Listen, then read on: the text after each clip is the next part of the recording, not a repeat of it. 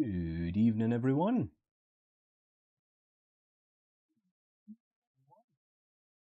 All right, I've checked that the audio is working, so we should be good. However, as always, folks, please do let me know if the audio is coming through too loud, too quiet, or if it's not coming through at all. That's the most important one. If it's not coming through at all, we need to get that fixed. Anyway, all right, folks, I hope everyone is doing well on this Monday evening, and I hope that your week has started off well.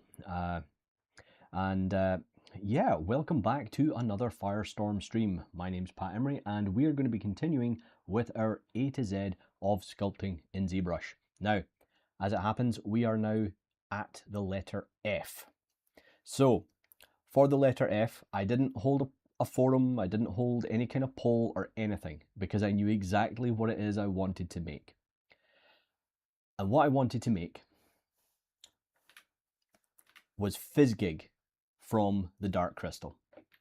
Now, I don't know how many of you in the chat will know what the Dark Crystal is. If you do, that's great. If you don't worry about it, because you're about to discover what the wonders of Fizzgig actually are.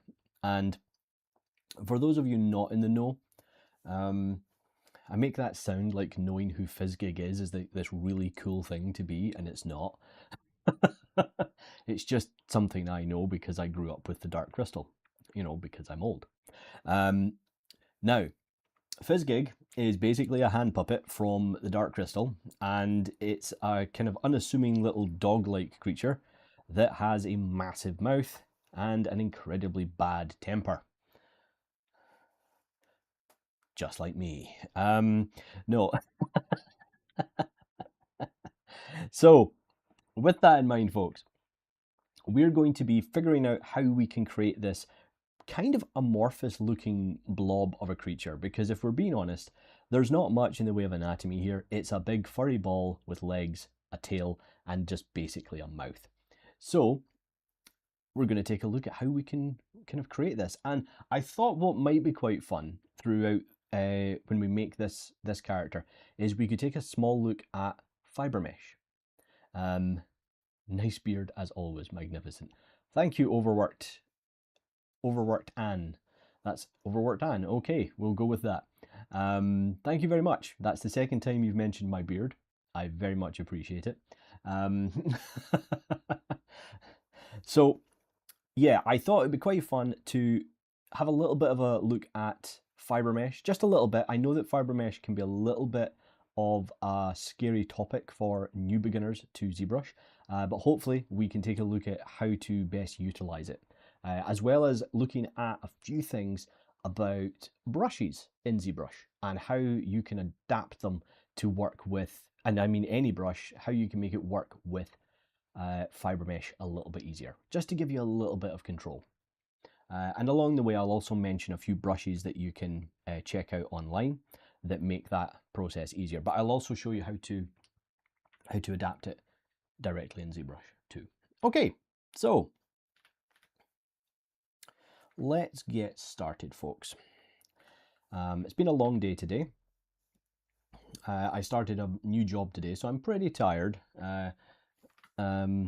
which is why we're a bit later than normal. We would have been at 2 o'clock, but I was working, so we're now at 6 o'clock. All right, how many people we got going? Not too. Okay, yeah, we've got about 40 people, so we can begin. All right, let's close this down. Just let me close a few windows here that I don't need, that you don't need to worry about because you don't see them.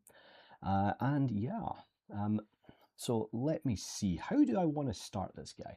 I do have other reference off to my side.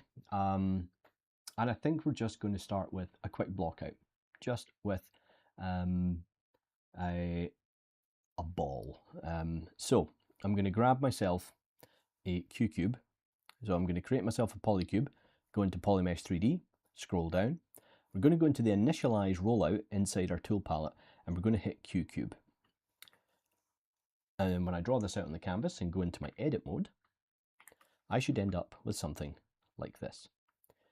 I'm going to go into perspective mode, go into my Z modeler, and I'm going to remove these extra edge loops, like so. And then I'm just going to reduce the size of my brush, make sure I'm in the right orientation here, and then I'm just going to go up to my tool palette, into geometry, and choose divide. And I'm going to do that twice. And this allows me, the reason I'm doing this instead of using a standard sphere in ZBrush is that it's going to allow me to work from a much cleaner piece of geometry. So you can see that this is now a quad based sphere rather than a sphere with poles, which can be a little bit harder to work with. And this means I can jump straight into the shaping of the character once I figure out which way up I am. Why is it doing that? There we go. Come on, ZBrush. Play nice. It is, there we go. How bizarre. ZBrush has decided to break. Interesting. I'm going to delete that because that shouldn't have happened. Bear with me, folks. So we'll try that again. We'll append a cube. I'm going to make sure that the cube is... This is weird. There we go. Okay. Hey, Stan. Oh, congrats on having a job in this era. Sorry, overworked. I missed that. Yeah, thank you very much. It's a very short job. Just like myself, it's short and sweet. So it's only going to be about a couple of weeks of work, but you take what you can get in this job climate. So once I have the polygon cube set up, I'm going to reinitialize and turn that into a Q cube. Grab my Z modeler, do as we did before, and then subdivide. There we go. Not entirely sure what happened there, folks, but we fixed it. Anytime something like that happens in your software, just don't worry about it, okay? And I know it can be really scary, particularly if you're in the middle of something and you're really far along.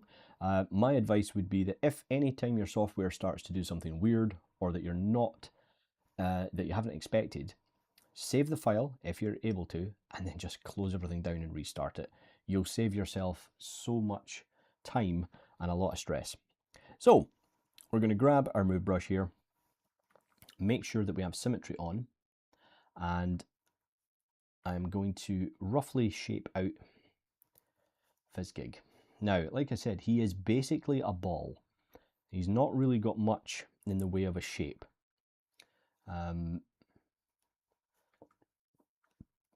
As you can quite clearly see. But that doesn't mean that we should spend any less time making sure that it's the correct shape of ball. So I'm just going to give him a bit of a flatter base. And this is again just similar to the way the hand puppet is constructed. So I did find some images of how the hand puppet's been made. And essentially it is literally just a large kind of sock with a mouth where the performer's hand goes in. And then there is two long legs that are controlled by rods. What on earth are you making? Okay, Stanhost, yes. So for anyone who has just arrived, this week we are working on the letter F, and I chose to do the character Fizzgig. That's F-I-Z-Z. What's this? Hey, Waddy, thank you very much for the follow. That's F-I-Z-Z-G-I-G, okay? Fizzgig. And he's this little dog creature from the Dark Crystal. And the Dark Crystal, for anyone who doesn't know, is an 80s Jim Henson production of Muppets fame. I think it's Jim Henson, pretty sure it is. And it traumatized an entire generation of children because it's really dark. Okay, boomer. Hold up, Stan. Oh, Dem's fighting words. Dem's fighting words. Boomer. I beg your pardon, sir. I will have you know I am a millennial, apparently. Although I don't really subscribe to that. I don't subscribe to being a millennial because I was born in 85. I'm sorry, but I'm not a millennial. I'm something in between Gen X and a millennial. I think a new thing, a new generation has to be created. You know, just for us. Anyone born between 81 and 85. I bet Grandma Heather would know this well. Oh, Stan, you are playing with fire. You are playing with fire. I swear. Oh dear, that's it. I'm telling you, you've started it now. Okay, so if we just ignore the fact that Stan is now a dead man, we will continue on with this. So I'm just going to grab my insert mesh brush here, I think. Let's grab our insert mesh brush. We'll make ourselves another polysphere. 85. Emu who's 95 is a boomer already. You're an extra boomer at this point. Thank you, Overworked. Just making me feel so much better, guys. It really is, you know, making me feel great.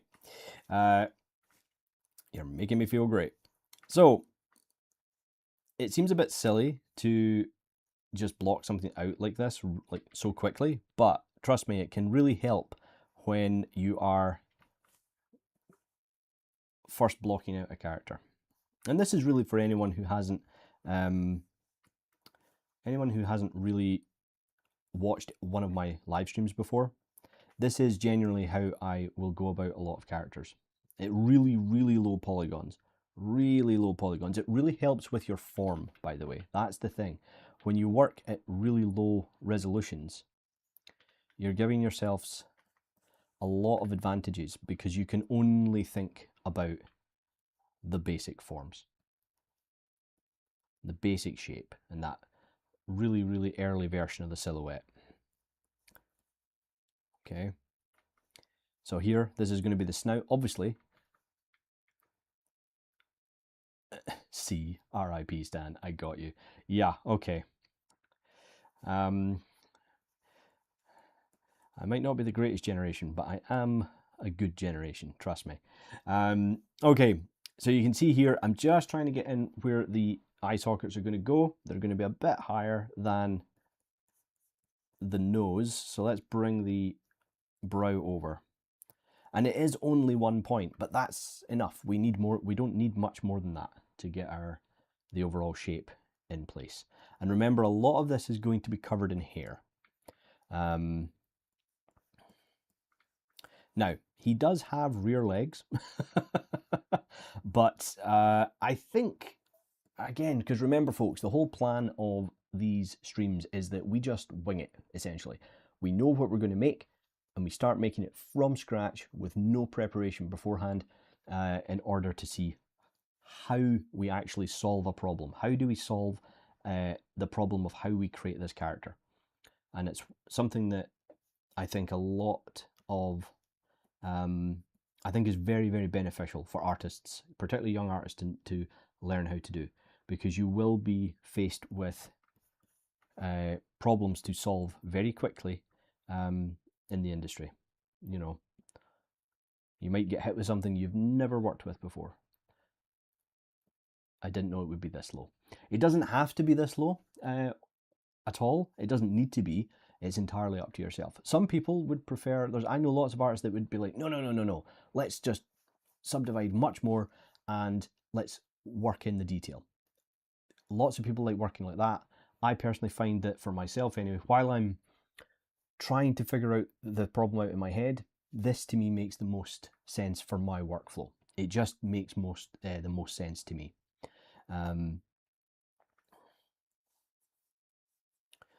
And the thing I love about Fizzgig as well is that he's basically just a face.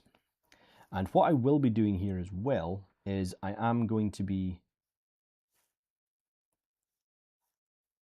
creating him with his mouth kind of open, like not fully open, but pretty far open.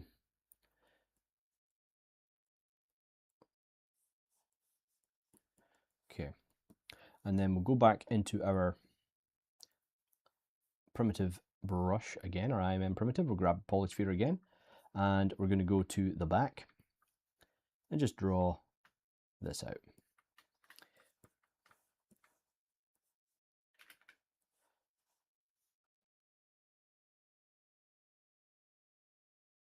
mirror and weld to make sure it's centered, stretch it out.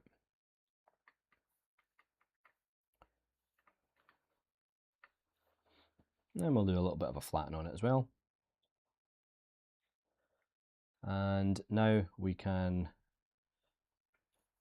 add symmetry and then just start to maybe just lightly taper it, like so.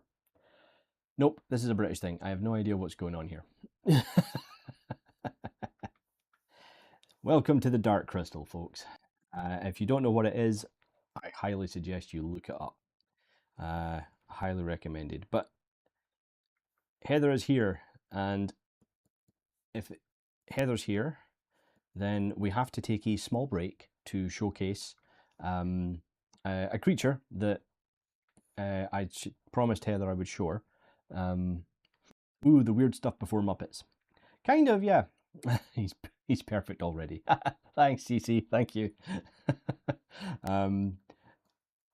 So I'm just going to take a quick. I'm going to save, because literally this is the first version of him, and I'm going to load up. I am going to load up an old creature model I did. Honestly, 10 years ago. 10 years ago now is when it was started. So let me just load this up, folks.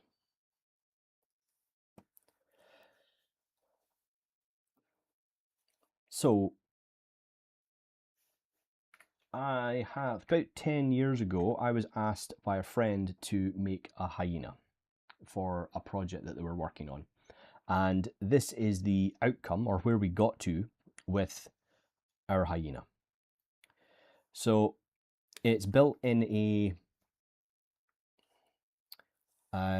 VFX approach kind of way for things. So you can see that, I mean, generally, I think for the final rigged one, I ended up straightening out the back a bit, but generally you just want things to be in a very, very easy to rig pose. And yes, it's a hyena, and her name is Harriet. This is Harriet the hyena. That was what we nicknamed her. Obviously not completely finished, but again, more than suitable for getting some groom on it. And also, if we take a look at the subdivisions and the topology, it's again built with animation in mind. And there was also a lot of, if we hide the body here, we do have some basic teeth. Again, these were not actually finished. We never finished the project. I love hyenas so much. Well, that was the thing. When you mentioned hyenas, I was like, I've already made a hyena. And if I turn on double here, you can see that if I hide the actual head, just an example of the kind of level of detail that you do sometimes have to go to with certain models. Now, in some cases, you can leave the teeth and the gums, you can leave them as separate actual objects. When it comes to a creature like this, particularly in like something like a hyena that has a very large kind of, you know, open-wided kind of gape for its mouth, you will find that it's very helpful in a lot of cases to merge everything together. So you can see here that the gum for the inner and outer mouth is actually connected to the bottom and top jaw, as is the tongue.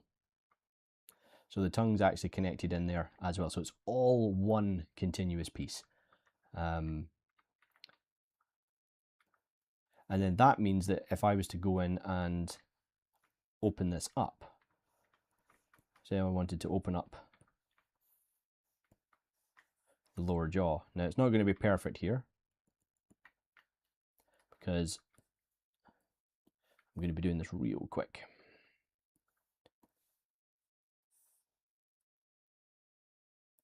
But you can see that because, actually that wasn't too bad, but there we go.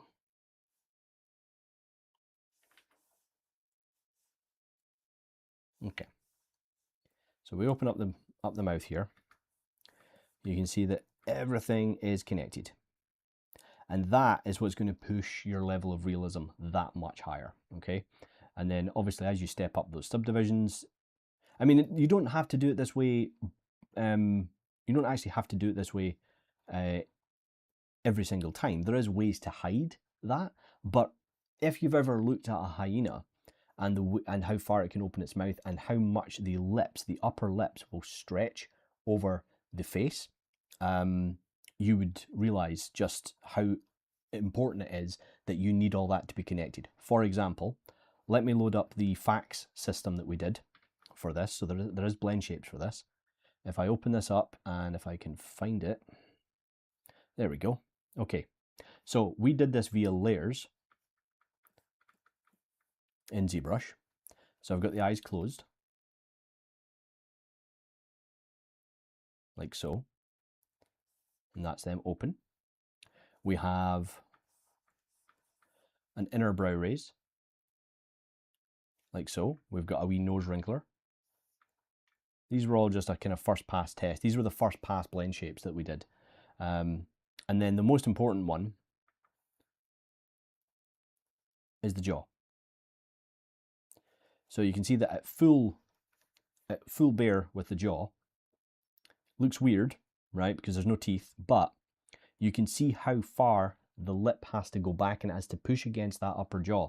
And it was easier to control doing it this way. It gave us full control over how we wanted the face to actually animate, okay?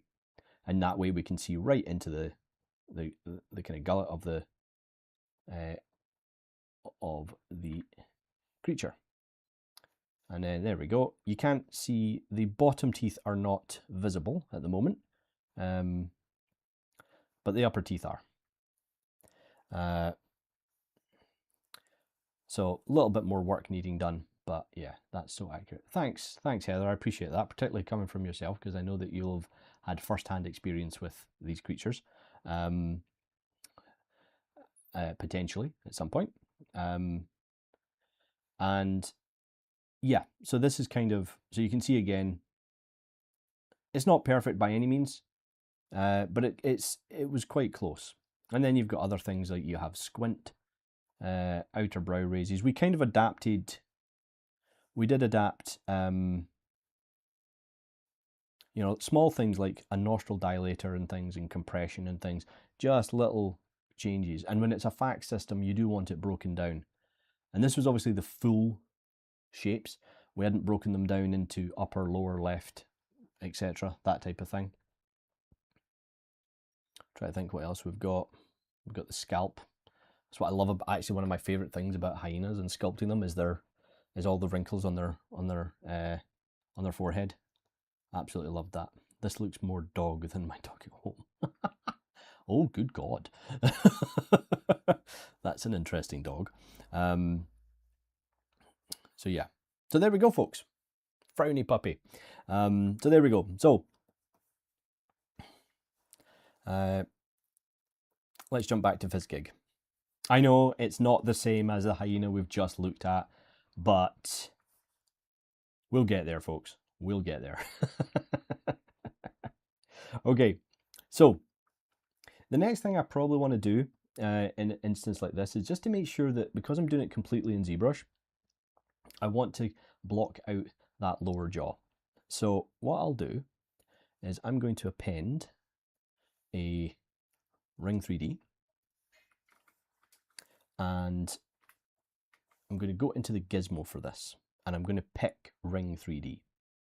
And what that'll do, if we hide Fizzgig, is it's going to give me this type of ring, which is much more custom. What is a Fizzwig? A Fizzwig is this.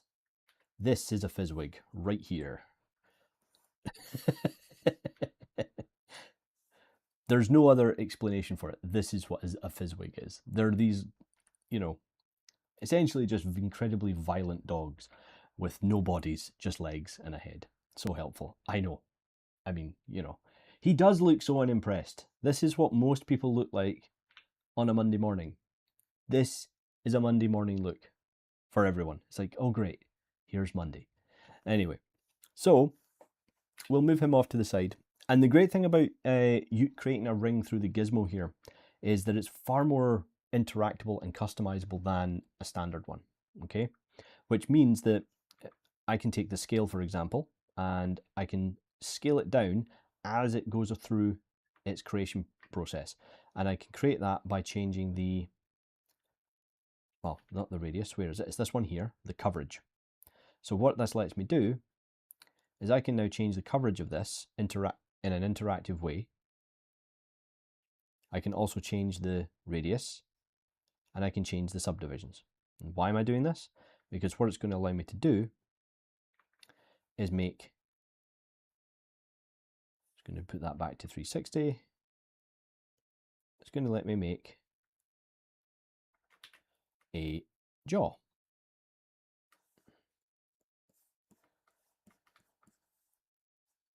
I'm just going to lower the amount of subdivisions. Try and keep it equal, of course. You don't want it to be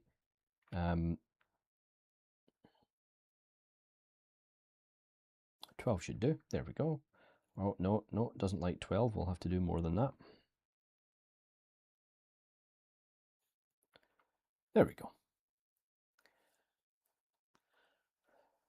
Look, Firestorm, same. Your accent sounds fancy. Are you also England? Fancy is a very kind thing to say for my accent. I appreciate that. No, I'm Scottish. Overworked. I'm Scottish. So it's my Scots accent that you're hearing. Some people think I sound Irish. Some people mistake me for being Irish, but yeah, I am Scottish. But hey, I know this might be an off-topic question, but I'm stuck. If you can you give me advice on moving clothes from MD Marvelous Designer? Sorry, it took me a second, to Zbrush. Yes, I can give you advice on that. I can. So, there's a couple of things you can do, Nitish. The main thing to make sure that you do is make sure that when you're exporting from Marvelous Designer, make sure that you export it with quads, okay? You want to, because there is an option now. You never used to have an option. You always had to export it as triangulated meshes, okay? And that's always a bit of a problem in Zbrush because you're not going to get nice clean surfaces to sculpt on. So wherever you can, export it as quad-based topology. Now when it comes in, it's still going to look a little bit weird, or it might do. It won't look as clean as you would like it to. So what I would suggest is you can either Z-remesh a copy of it. So let me show you what I mean. Let me load up an example. We will get back to FizzGig, folks, but that's what these streams are for. If you have a question, we can see if we can cover it. So let me think here, Nitish. I'm trying to think if I've got a file off the top of my head that we can work on. Okay, let me think here. Let's see. Think.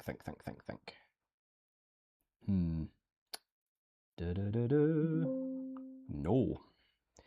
That's Windows shouting at me. Windows always shouts at me.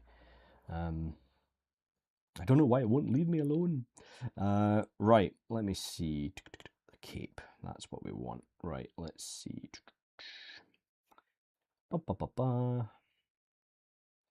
Okay, this might take a little second to load.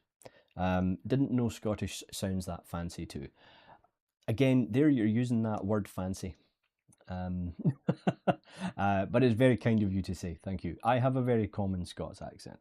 If you want a lovely Scots accent, you really have to go further north, you know. If you go up into the Hebrides, Orkney, that type of thing, some of the islands, you get a really nice Scottish brogue. As I said, mine's quite a common Scots accent. So, do not switch. Okay, let me just bear with me, folks, while I get this. All right. So I don't know if I have anything in here, but I wanted to give you a visual, Nitish, so that I'm not just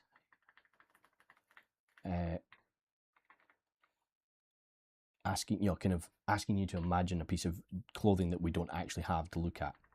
So what I have here is, if ZBrush will work with me, it's not. Oh, that doesn't have any subdivisions. Why? Okay, that's slightly problematic, but it's okay, the t-shirt does. The t-shirt does. So, Nitish, these garments here were brought in from Marvelous Designer, okay? And you'll notice that the geometry is really clean, okay? It's still quad-based topology, but it's not the topology that you're going to get from Marvelous Designer, because Marvelous Designer is going to approximate its geometry to give you the best interpretation of all the wrinkles that you've just simulated.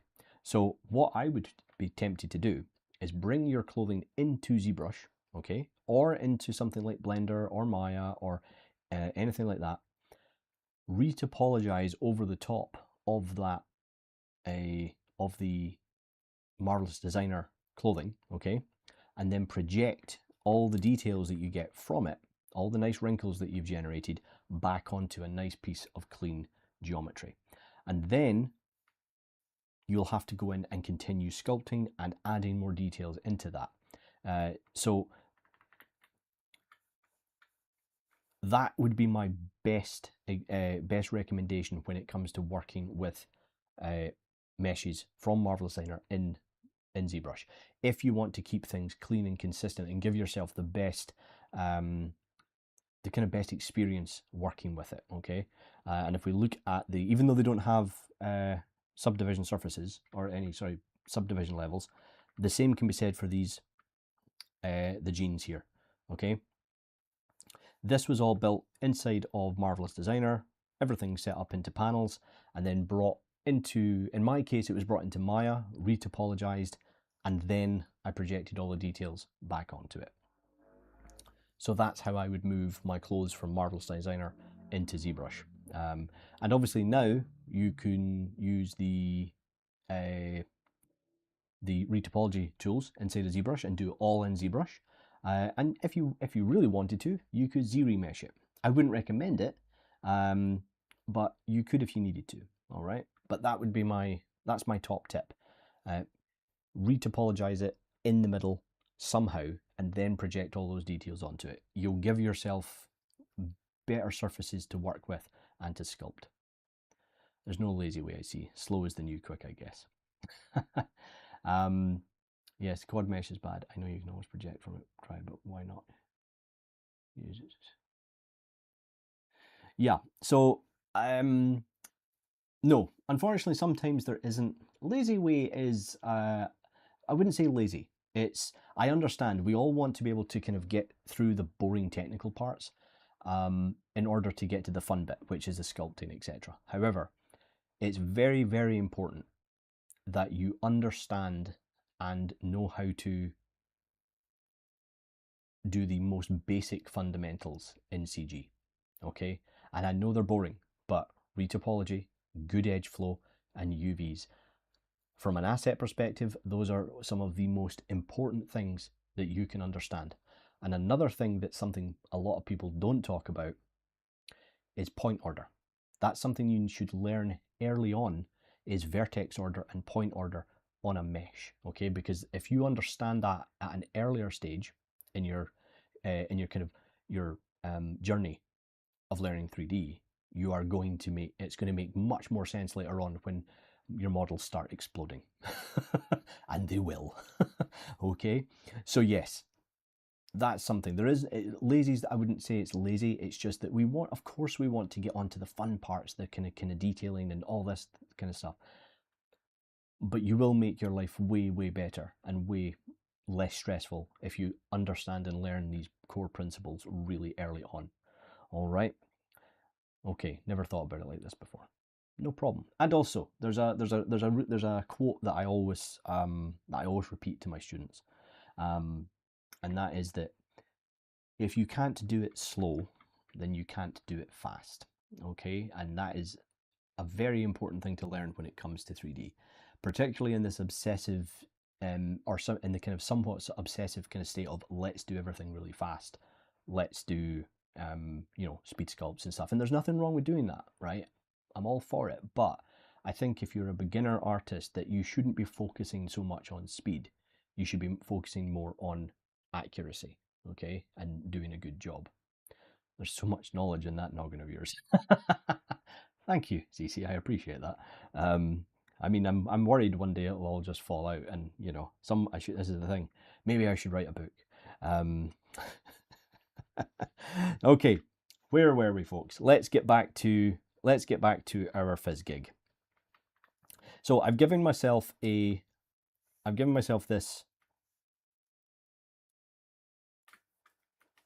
half cylinder, and we're going to use this to create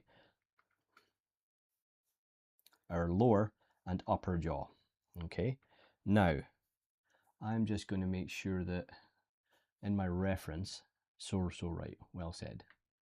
I know he's right, but learning topology. Thanks, Heather. Yep, unfortunately, I don't normally kind of blow my own trumpet in this regard, but no, I am right in this case, and I know that from the hard way, unfortunately. Okay, so I am going to, first thing I'm going to do here is I'm going to take the bottom jaw and put it round about there. I'm then going to duplicate this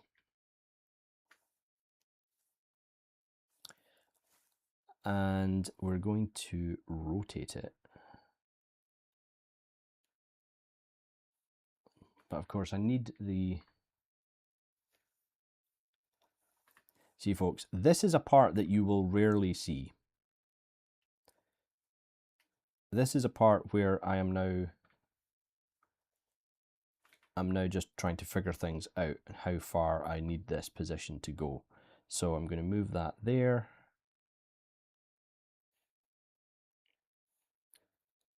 There we go. Okay. So now I'm going to give him a wee bit of an overbite. So there we go. Excellent. Okay. Now that I've got that kind of in place, roughly where I want it to go,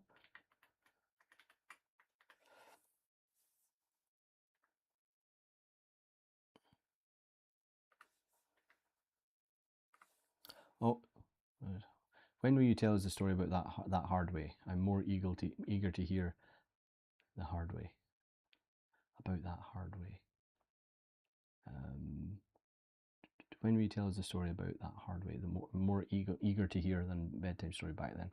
I'm not sure to what you're referring to. Overworked. If you remind me what I was this from a previous stream, or is it something in particular that you're wanting to find out about? And I will try and I'll try to remember. I must admit my brain is a little bit fried today. So okay. So the reason that I've done this is that now I feel like I can extend the jaw back the way I want it, and yeah, that's going to work. Okay, now we get to a slightly more fun piece. I'm going to chop off his feet and his tail, because why not? And then we're going to do everyone's favorite thing. We're going to Dynamesh. So let's just check that hasn't, okay, Dynamesh. Let me see. Oh, that learned the hard way when you talk about retopo. Okay, what I was referring to in that regard is that I did topology very wrong for a very long time in my career, particularly when I was a student.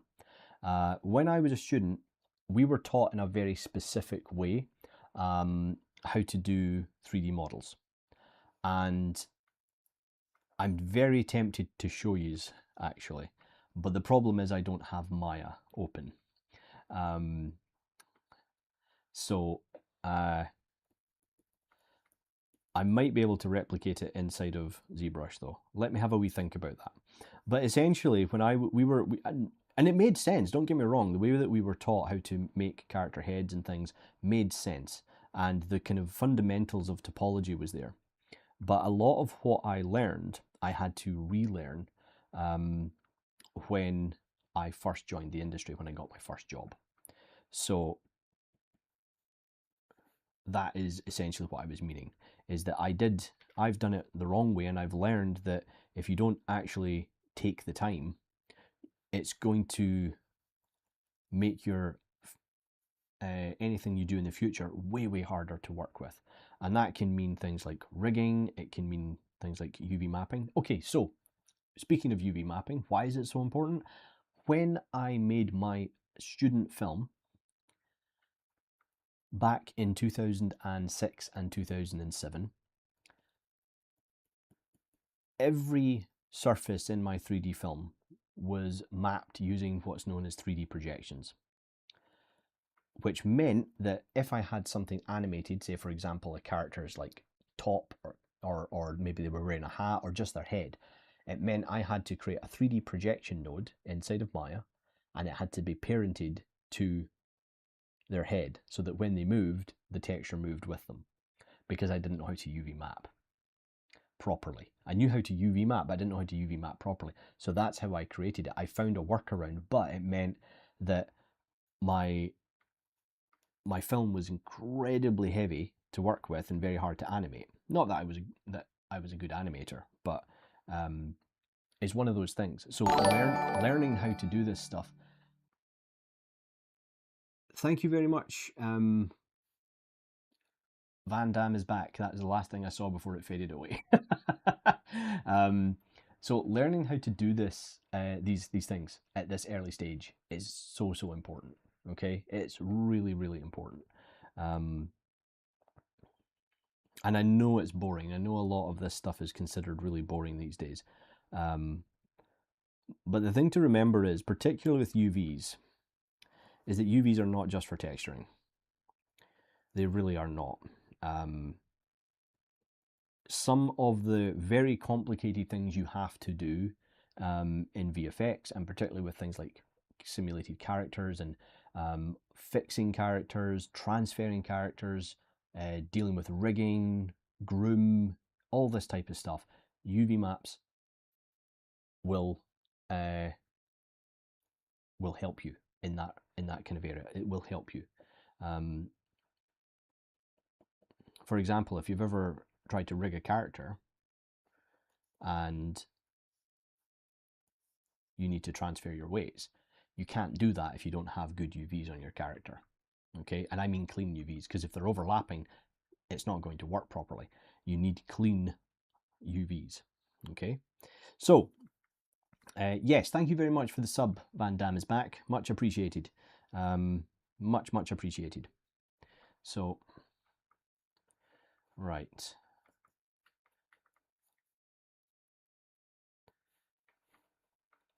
so at the moment all I am doing is just using the move brush to try and match the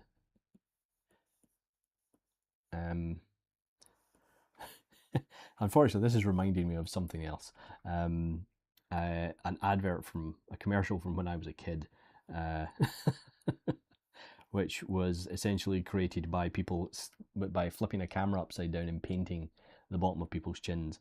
To add to what Pat is saying, lending fundamentals, learning to do them well will save you hours of fixes down the line. Bad retro will show up in a bake, affect your textures. Bad UVs will stretch and deform your textures. That's only if you're doing it yourself. Yes, what Heather is saying is 100% true and far more eloquent than how I generally put things. So, yes, incredibly important things to do. Right.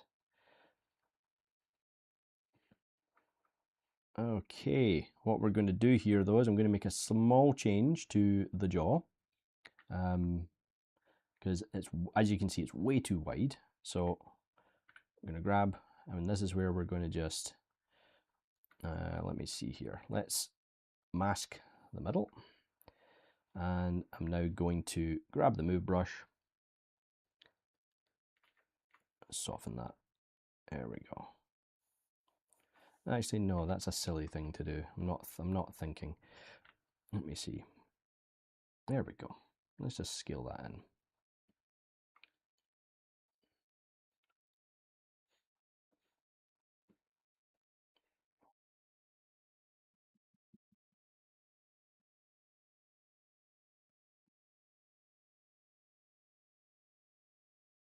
be your PC. What's this?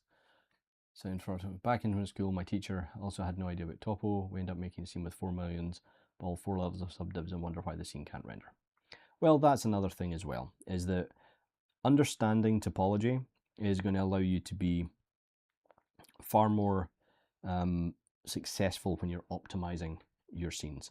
And if you have any kind of plans of going into the games industry. Party Frog, thank you very much for the follow, much appreciated. If you do want to get into the games industry specifically, you're going to want to learn how to retopologize and how to UV map properly, because I'll put it this way, if I was hiring anyone, and actually, do you know what, it doesn't matter if it was games, animation, it doesn't matter. If I look at their portfolio and they cannot UV map and they can't demonstrate that they know how to UV map, then they're not going to get hired. It's as simple as that.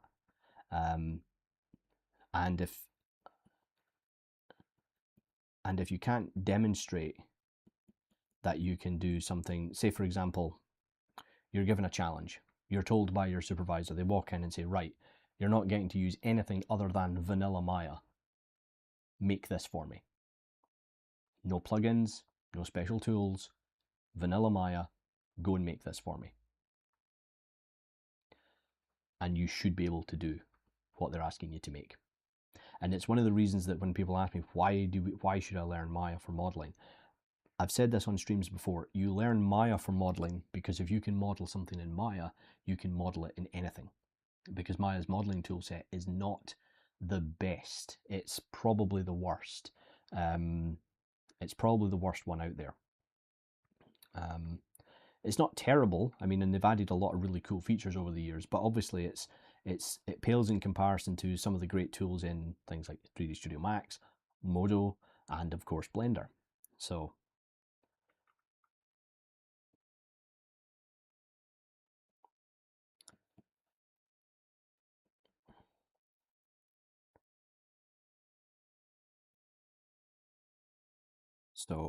there we go. Right, let's see.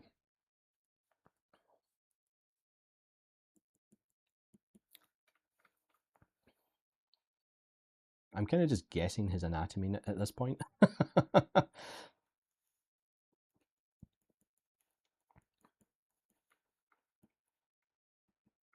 Like I said, we're going to end up covering him in fiber mesh and in sculpted fur. So, and I'm just going to double check that this is still working. Yeah, okay. And what I'll do here as well, while it's down in this position, I'm going to go into my Z modeler here, select these points, and I'm just going to extrude those back, like so. And I'll do the same, just do an auto groups here, auto groups again.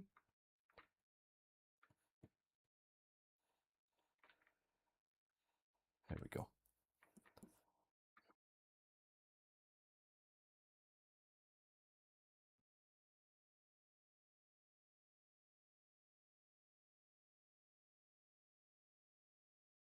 I think we need to maybe bring this forward a bit.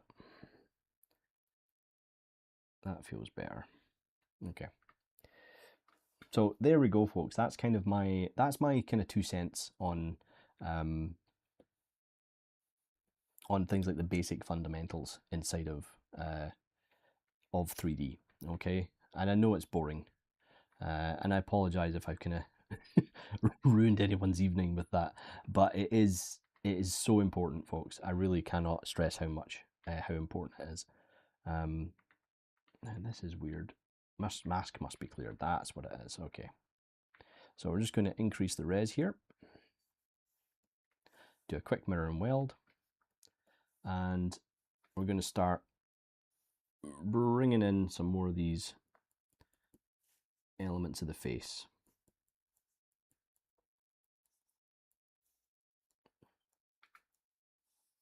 So let's get our eyeballs in here. Just going to use standard sphere.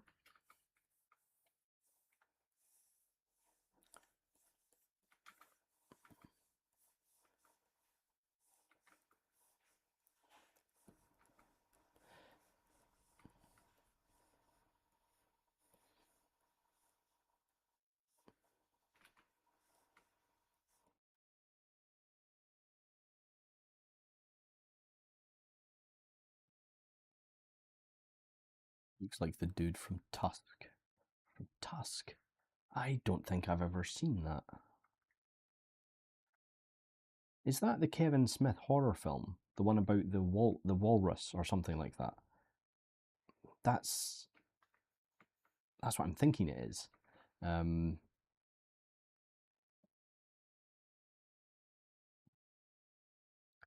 what I'm going to do here is I'm going to give myself a little bit of a helping hand, and we're going to change the eyes straight off the bat. So we're going to go MRGB, pick our yellow color, and then and our material, which is going to be our toy plastic, and hit fill object. Now, I am aware that there is a macro for adding eyes that does this automatically, but I always like to do it from scratch. I just do, particularly when I'm doing something like a live stream. Just think is a good thing to learn how to do.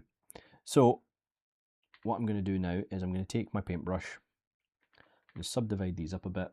And in fact, let's do drag rectangle, create ourselves an alpha.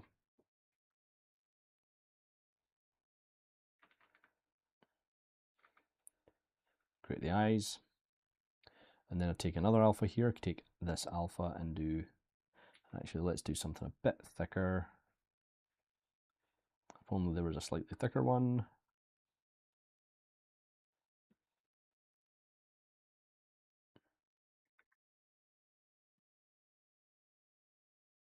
Let me see.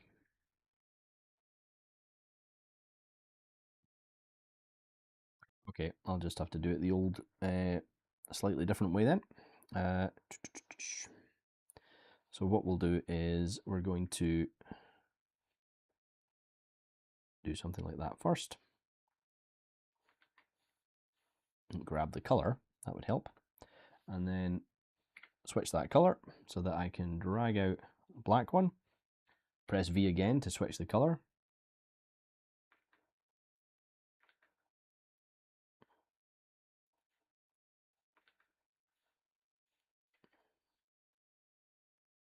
And then V again, and we'll get, there we go.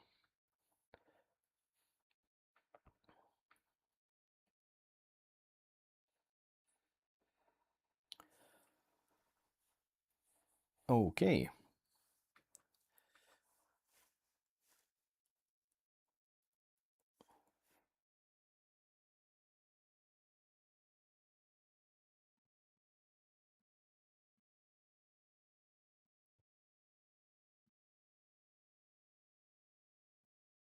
We're going to take the spheres and we're going to duplicate them. I'm going to turn on dynamic symmetry here. And we're just going to turn off the, in fact, you know what? I'm going to do this an easier way so I don't have to deal with the symmetry. I'm just going to delete 1/2.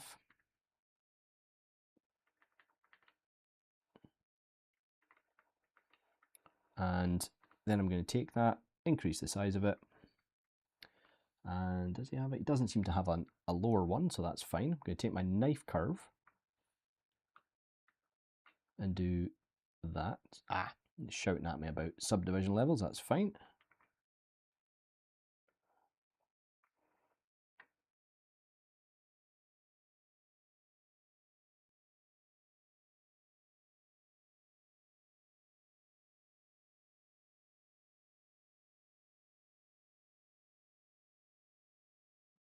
Thank you, that's horrifying.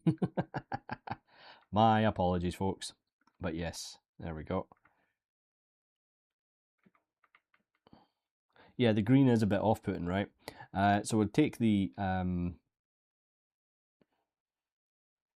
eyelid, and if I can find my mirror, there it is, and we're going to merge that into one subtool now. And it's quite good because now I can still move it up and down to get the look that we want. Okay.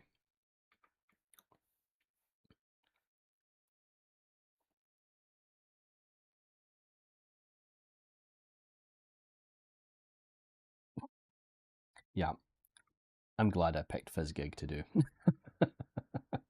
He's an unhinged character to work on.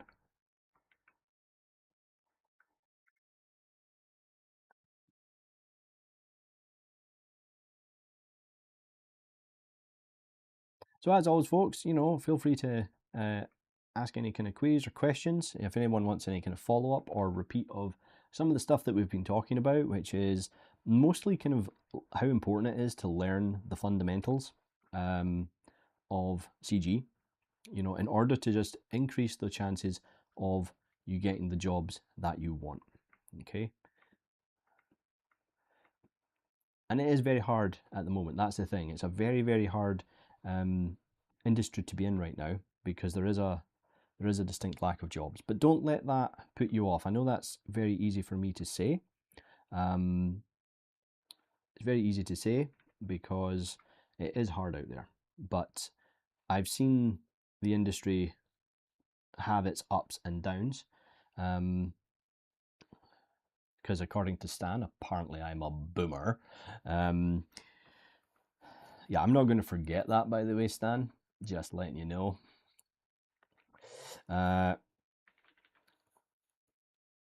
So,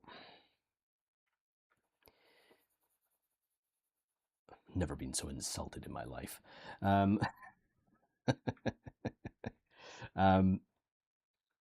So we're now just going to start blocking out the inside of that mouth.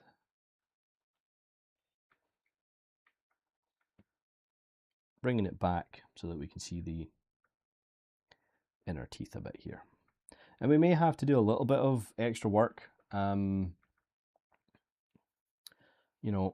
sure everything kind of fits as it should. Let's just maybe bring these in together again.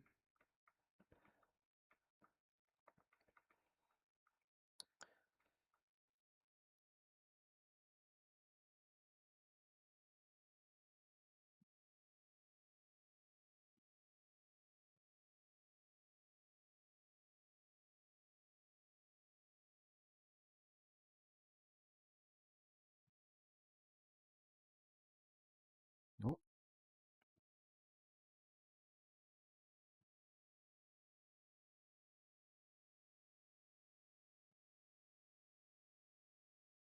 So what I think we're going to do now is start smoothing these out, because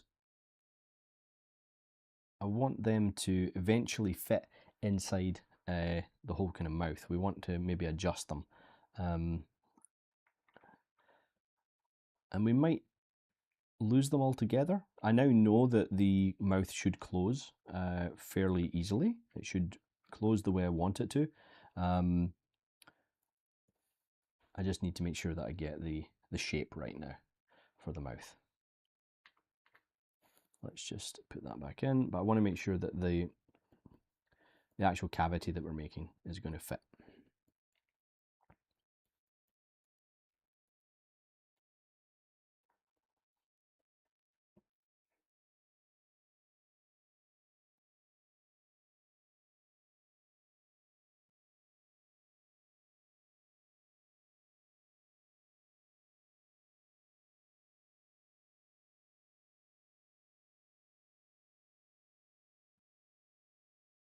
Let's bring back the rest of it now, see how we're looking. So we're probably going to have to start maybe thinking more about these legs. So for this, we're going to grab our snake hook brush. If I can find it, there it is. Yep, skip that note.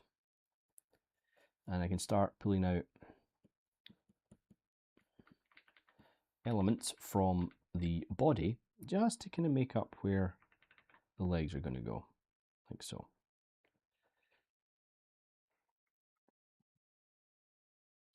And from there we can sketch out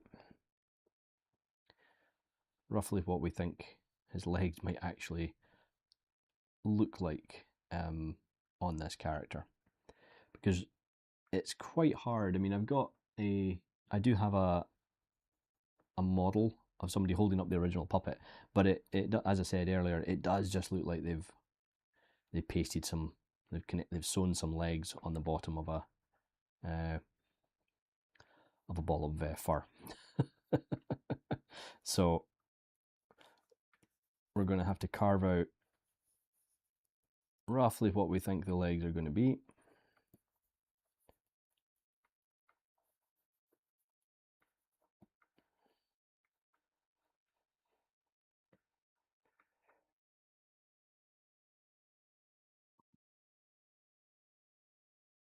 then we've got the back to do.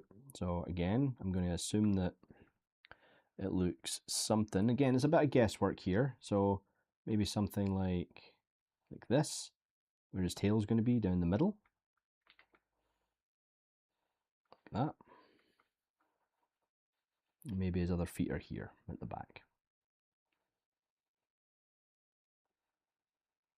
Tucked under at the back, like so. Zbrush finally finishes saving.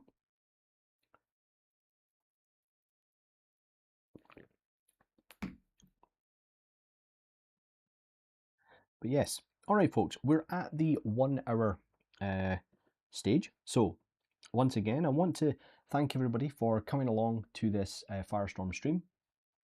And particularly for all of you, because we've got a good number in tonight, so it's really nice to have everyone here, and I really hope everyone's enjoying the kind of humor, the some of the information that we're sharing, and obviously the nightmare factory that we're creating with FizzGig here, because this looks horrifying at the moment. I am aware of that.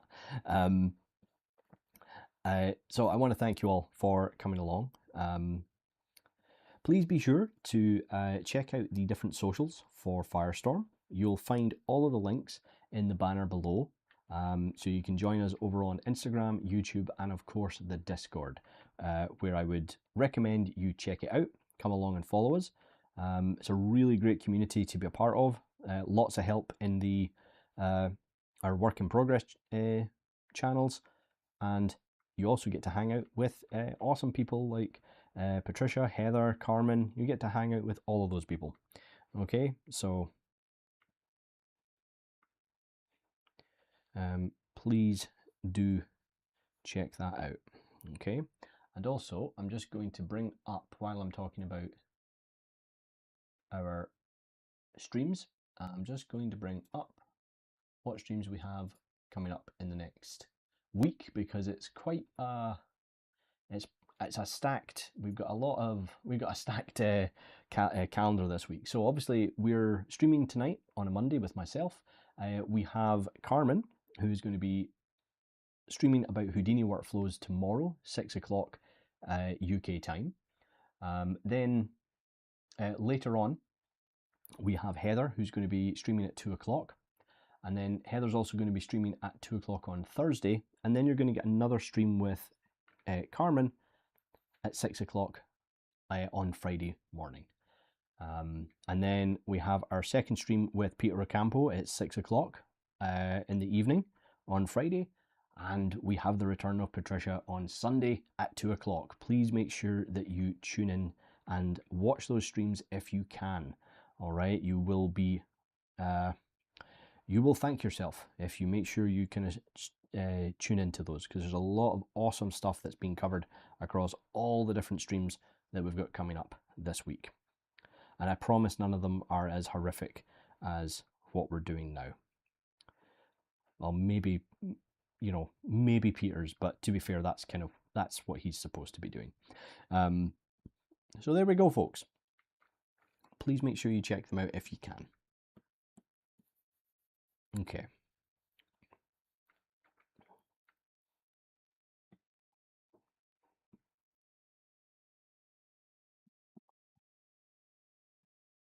Right. We're slowly getting somewhere with the shape of our FizzGig. Without his fur, obviously.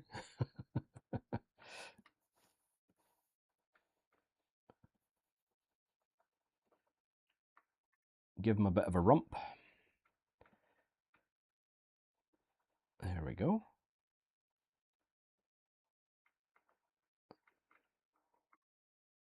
And I think what we'll do is we're going to delete.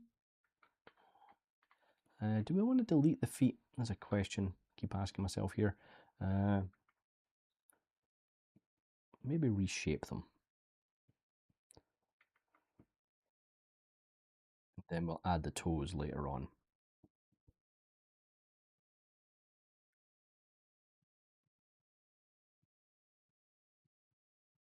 The one thing I've never been sure is whether or not they have ears or not. That's something I've never been able to find any reference for. I guess they do have ears. There's part of me that wants to put little ears just at the side here.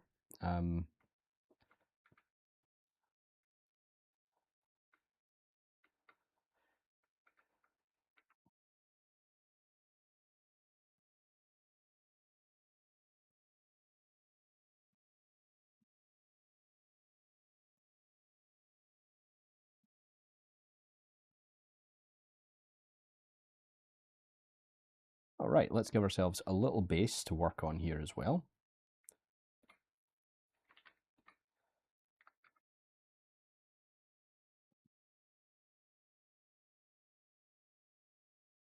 Similar to how we did our chupacabra. I'm going to give ourselves a little base. I'm going to dynamesh it.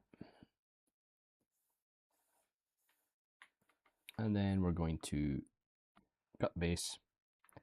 And I'm just going to add, we turn on our back face mask here, and let's just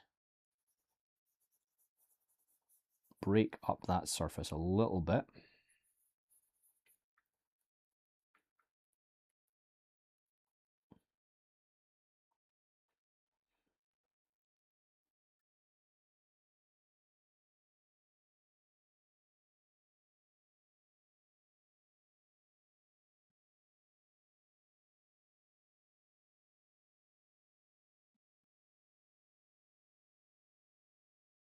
And yes, so again, for anyone who has just joined us, or if this is your first time at one of our Firestorm streams, this series is essentially about the A to Z of sculpting in ZBrush.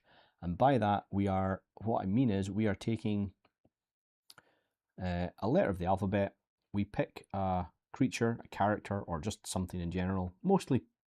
Ideally it's characters or creatures that start with that letter, and we are sculpting it in ZBrush. And it can either be a real animal, a mythological one, or something from fantasy or kind of folklore.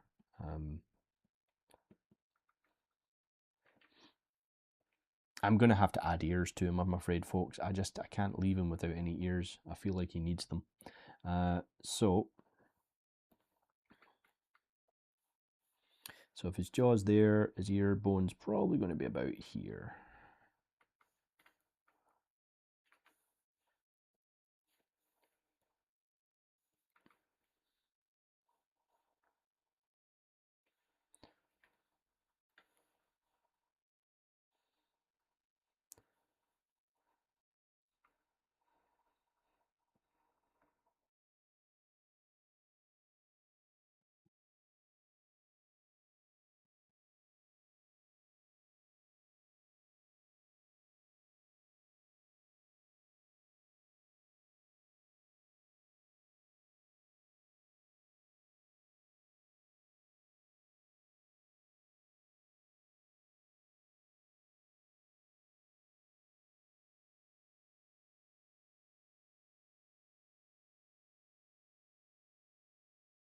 Okay. So that's not bad. Let's do a quick dynamesh again.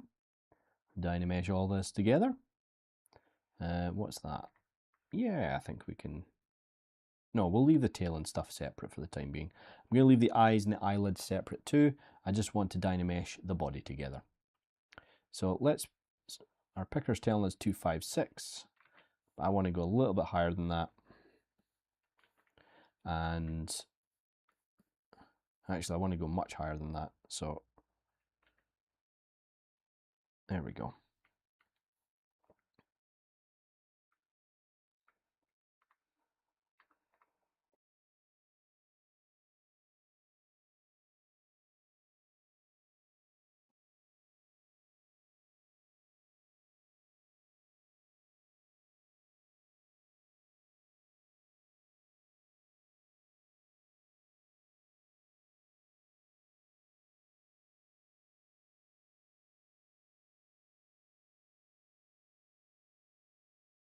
Okay, let's get the, oh, too big, there we go.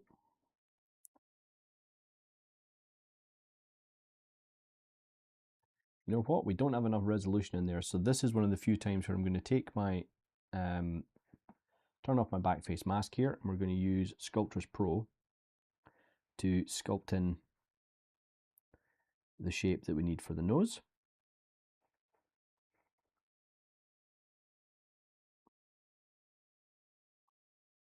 Like so.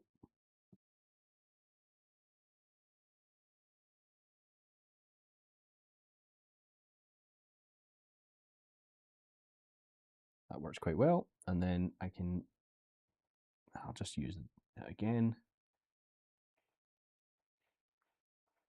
I'm going to take that round about there, down like so, and then we can start sculpting in, or trying to starting to actually redefine the forms of the face now.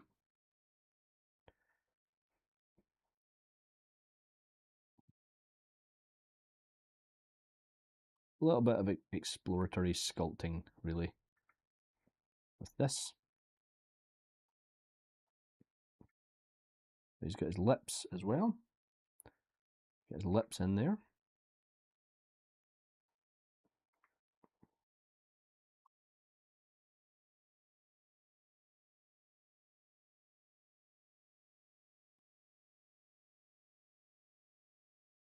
See, we want to get his manic look, but we also want to get his kind of not bothered look as well. And as I said, we're going to be doing a mix of sculpted and fiber mesh fur as well. Because what I'd like to do is show you how to take fiber mesh and actually turn it into geometry, so you can then sculpt into it a little bit further. So you can use the fiber mesh system to add fine fibers for your cloth. Not cloth, sorry, fur.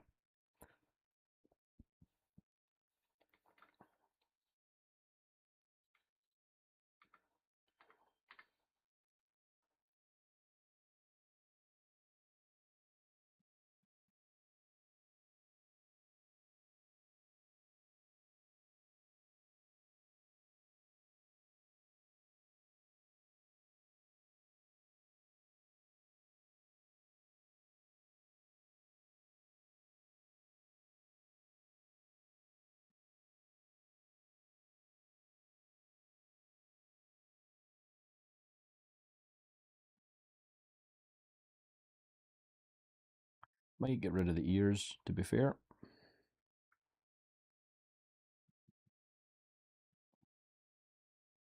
And I'm just going to now figure out roughly where I think the neck and stuff is going to roughly be.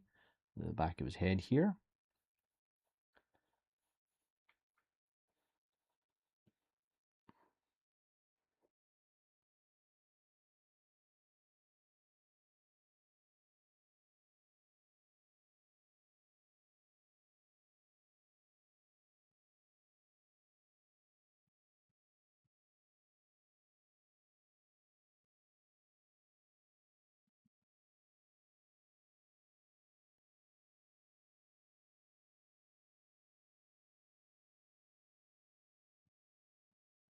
Yeah, I think what we're going to do here is I'm going to get rid of all of this because it's too horrifying for words. So we're going to get rid of that.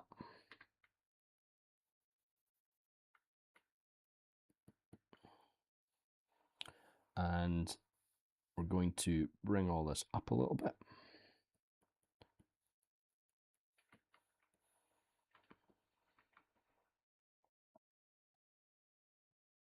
Sometimes, folks, this is what I've said. I've said this many, many times before. Never be afraid to just change something on your model if you don't think it's working. And this just wasn't working. So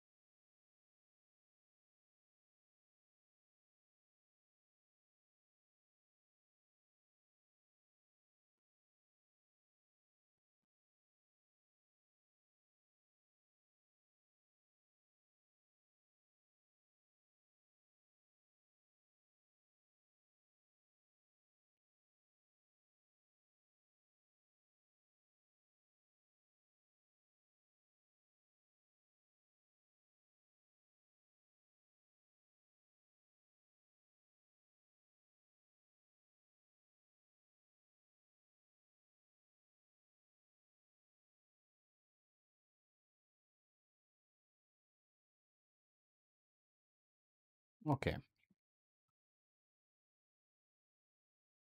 Let's do a bit of cleanup now, folks. So all I'm going to do now is start to use my trim dynamic brush just to kind of refine and just clean up some of the sketchy forms that I've created here.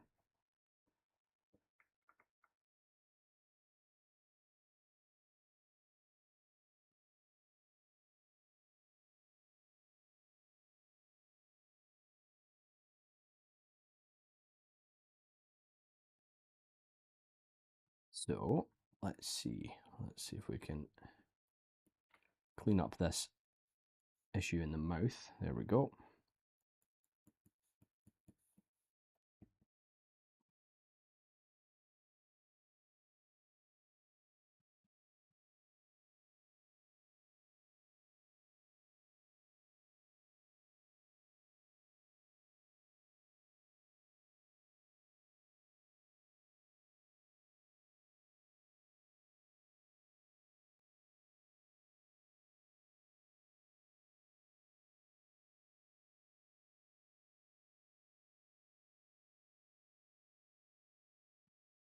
And then I think this will let us just change the shape a little bit more here.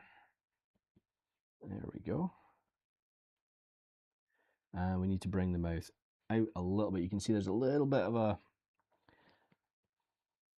If we grab our AQ curve here, we want to bring the lip out a bit. Now, the question is, do we have too much geometry? We might do. So here's an idea. Let's do a control click and let's do a Z-remesh on this.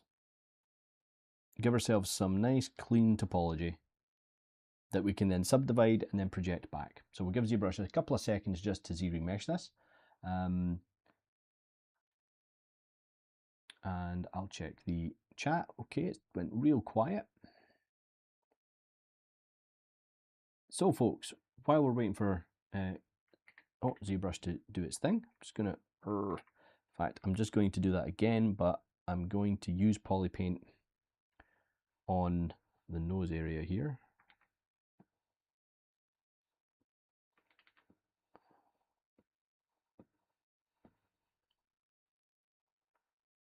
There we go. I can yell if you want me to. No, that's okay, Cece. I appreciate it though, thank you. I'm just going to hit the Z-remesher again, but make sure that paint is in the middle, just so that it keeps the nose a little bit. No, I appreciate that.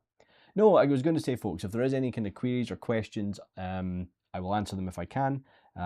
If you have anything specific about Firestorm, I can try and answer it, but your best bet is to reach out to Heather or anyone else in the Discord, or just generally ask in the Discord if you've got any specific queries about the Firestorm team, okay? So now that I've done that, it's a little bit less scary. I might just switch the Z-remesher to same and see if it will give me something cleaner. That's better. There we go. And then maybe do a half. No, that's fine. I can work with that. And we'll then just subdivide that once, and then we'll try doing a projection. So we'll do project history. That's fine. I can clean that up now. So now we've got a lot of the look back that we needed, but now we've got much lower geometry. It's going to allow us to reshape this. I'm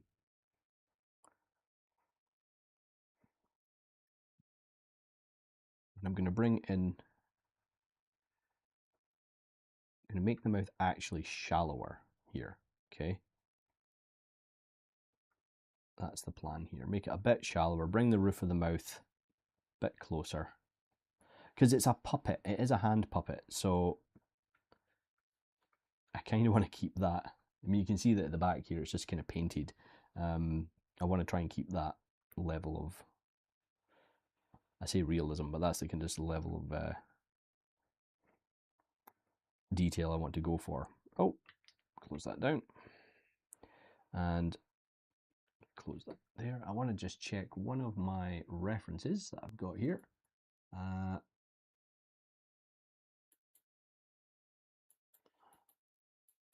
for the shape of the mouth.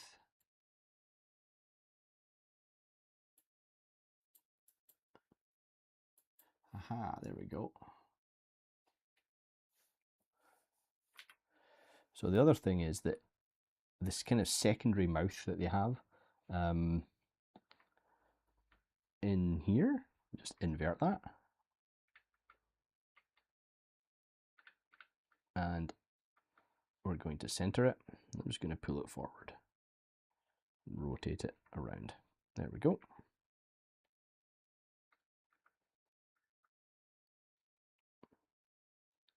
And we're going to need a little bit, so the teeth are going to actually end up probably in this area here. I'm just going to actually sculpt in where I think the teeth are going to start, and then I can work around the rest of it. Oh, that's not so good. Do a bit of a weird topo flow there. There we go.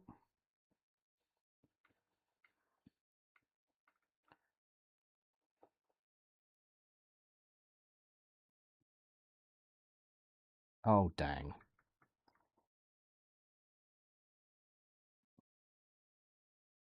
I forgot to turn on symmetry, so we're going to go into deformation. I've masked 1/2, and I'm going to do smart resim. There we go.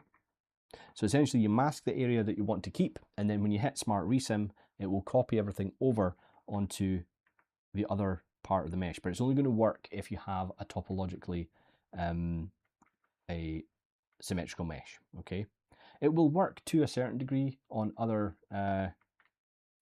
meshes, but you really should have it set up the way like with symmetrical topology. Okay.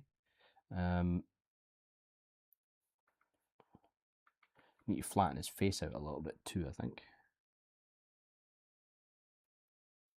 It looks like we're way too far out.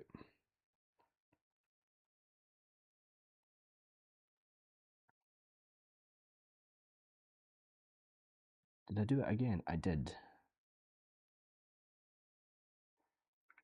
Turn symmetry on.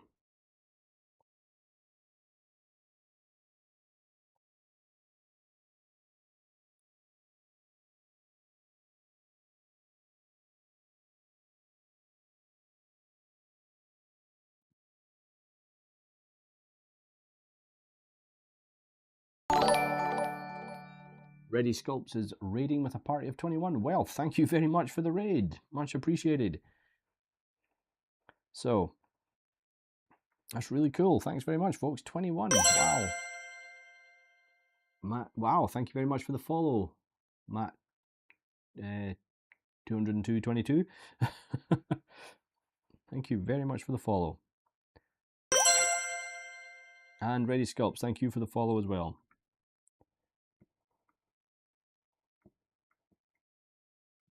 Okay. So obviously we got rid of what wasn't working, which was essentially, oh, and another follow. I missed the name though. ODSG, thank you very much. I'm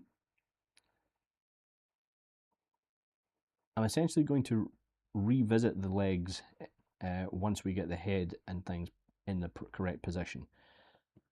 But I've kind of made, like I said, a little loaf for him. So he's got his butt at the back, and his legs are tucked in underneath.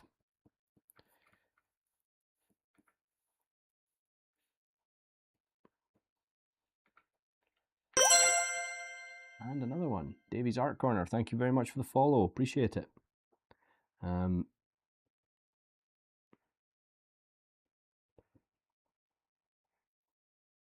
Just trying to flatten this face out a bit.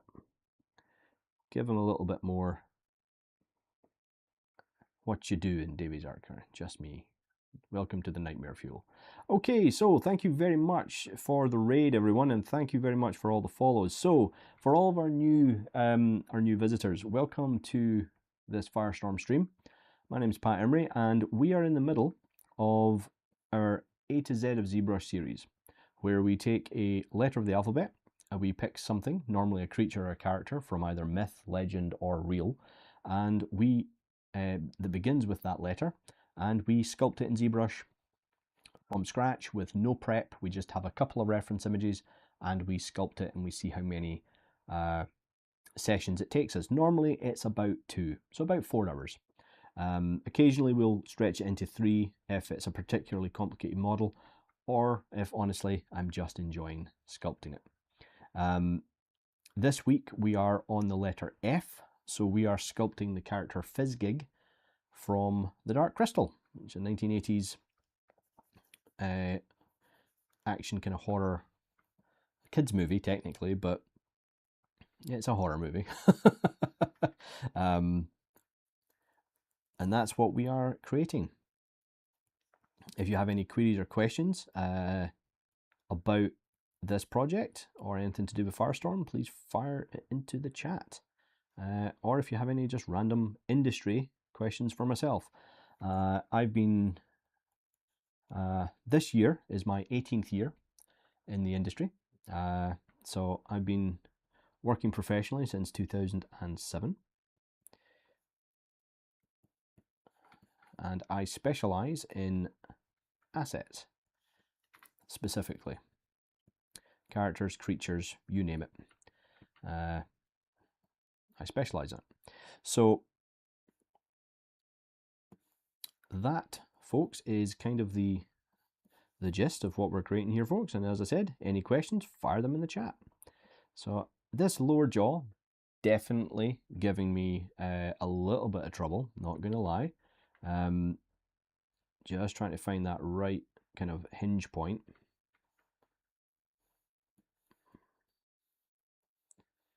And finding the right balance for the rest of the character.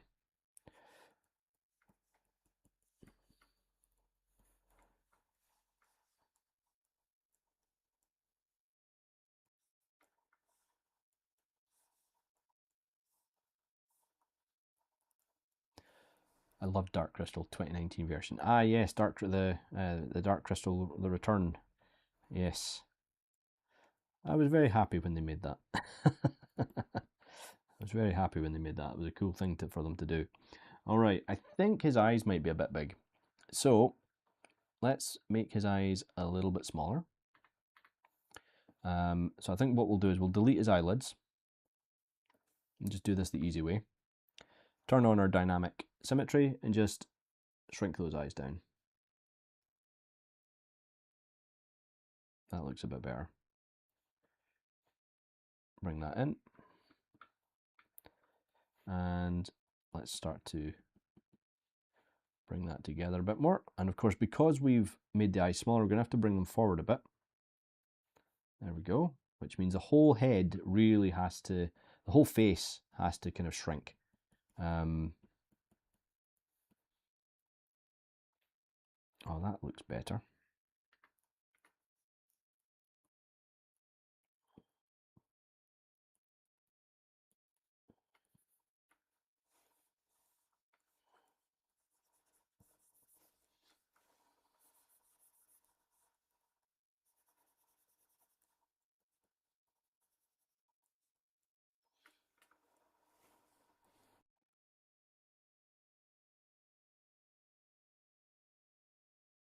So what I'm now doing is I'm just trying to kind of indicate to myself where I want fur to go. And I'm going to turn off backface mask here. I'm going to use Sculptris Pro just to figure out, because we've got this shape here that I'm looking at.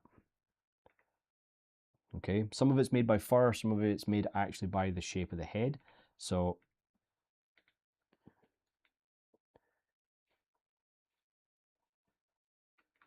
oh, multiple subdivision levels, dang. Right, okay, delete lower, that's fine. We'll just have to stick with this one.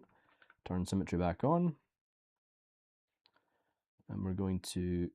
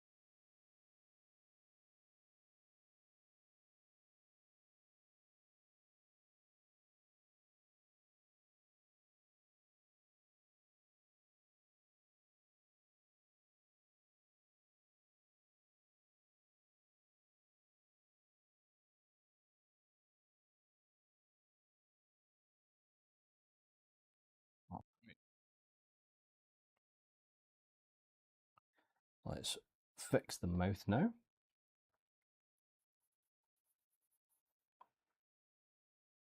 It's looking a bit better.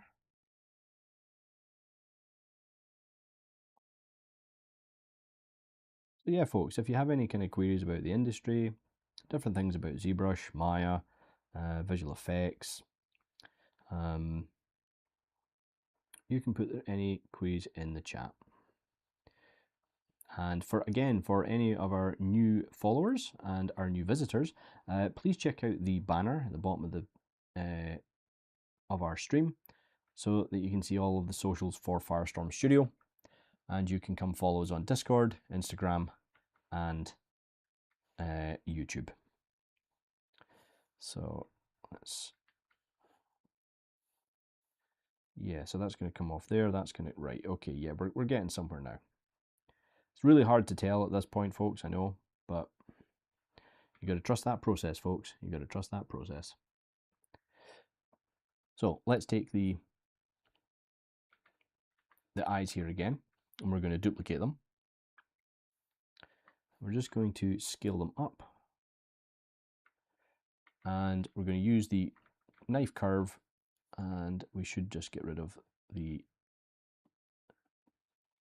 subdivisions and cut that down so we can get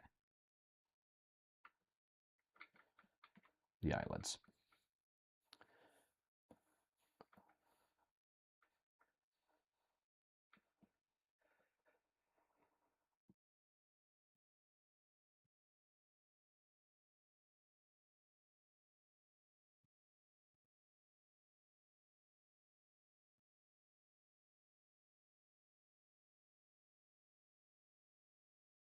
Quick smooth over the body again. And let's see if we can figure out this mouth again. So let's just see if we can refine this a bit more. So we're going to mask that off, and then I'm just going to pull this section up.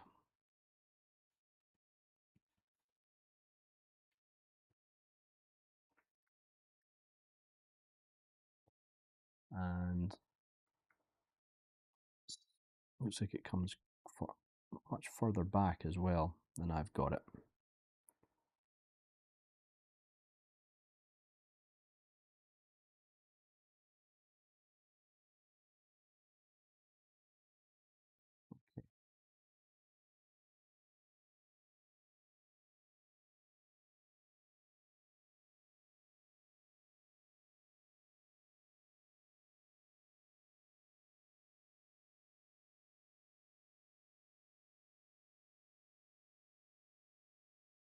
Yeah, that's looking okay. So what I want to do now is I want to just try and figure out anatomically how this might work, which I know sounds a bit weird, might seem a bit over the top, but trust me, it can be very helpful. So that's going to go there, and that's going to go into there, and that's going to come down. Yeah, okay. So that's roughly where the jaw will be.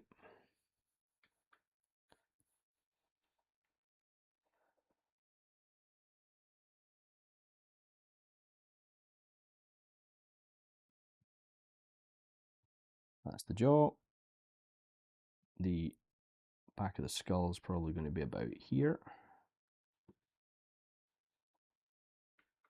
Really short neck, potential collarbone,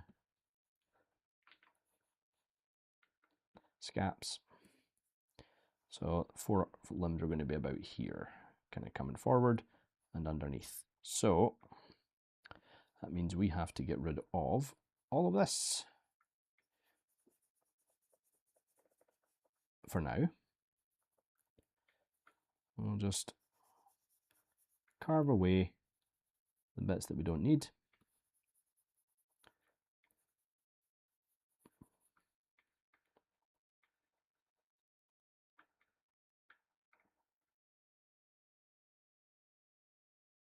So we've got somewhat of a neck, if you will, for the character.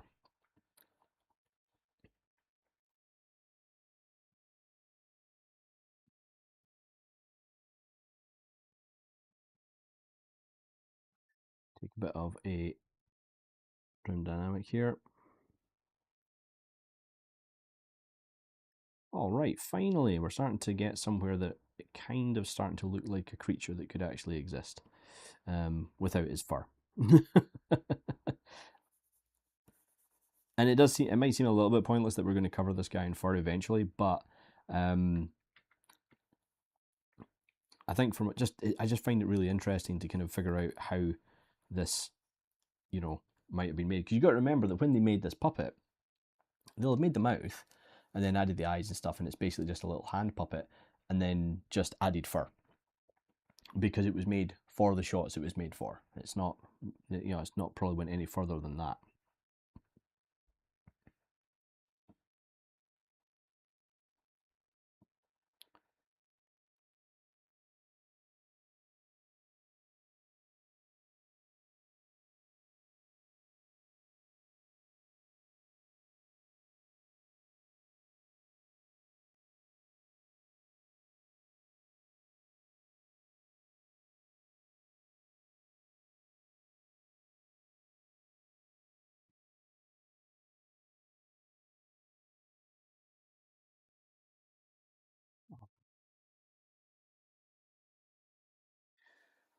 Okay, so need to just widen the mouth a bit here on the inside.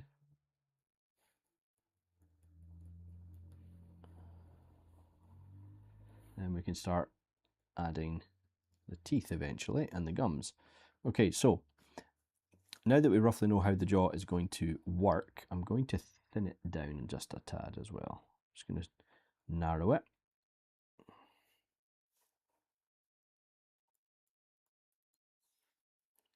At the front anyway.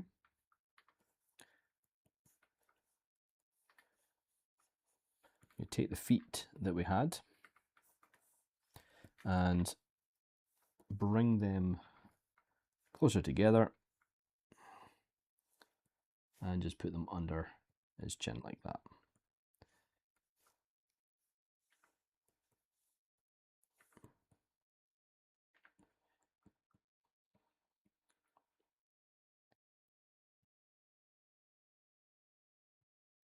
Okay, let's just do append, and we're going to stick in a standard sphere here, and I'm going to dynamesh it immediately.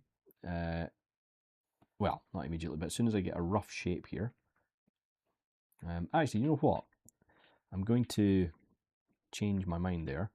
I'm going to show you how to make a tongue. So let me save this. So let's do a quick save here.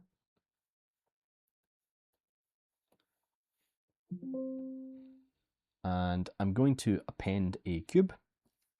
Same as we've done loads of times before. I'm going to go down to initialize and choose Q cube. That'll make it a little bit smaller. I'm going to move this forward, grab the Z modeler brush, and I'm going to use the alternative mode of the insert edge loop tool to remove all of those. Then we're going to subdivide twice, and I'm going to scale this down. Then I'm going to isolate these polygroups, go to auto group, and then that lets me get rid of this one at the back and hit delete hidden. Now it's going to shout at me about subdivision surfaces again, or subdivision levels. So we'll just go into geometry, and you know what, let's leave it at 3 and just hit delete lower. Now I'm going to use the mask tool and just mask over this open section, invert it, and move the gizmo back, and then scale it down to flatten it, and then just scale it out non-uniformly, like so. Then, I'm going to grab the move brush here, make sure I've got AccuCurve curve on. I'm just going to grab the very end, start pulling that out. In fact, you know what, let's turn off AccuCurve curving. Yeah, that's better. Now it's going to move left and right, and if you don't want that, as you start moving, hold down the shift key, like so, And now make sure symmetry's on. Now we can start changing the shape of the tongue, like so. Always a good idea is turn on double here, and just grab the middle and pull the middle of the tongue down a bit, because this is the part that's going to be connected to the bottom of the mouth. And I'm sure you guys have all seen this online. Maybe it's shown up in one of your feeds, but think about your tongue and the way it sits in your mouth, and you'll realize that your tongue doesn't actually sit on the bottom of your jaw. It actually rests on the roof of your mouth.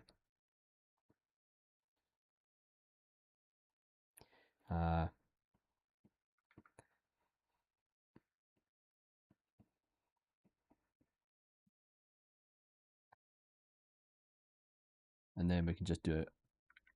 Actually, you know what? I'm going to unmask and hit. Oh, that's weird, is it? Oh, come on. There we go.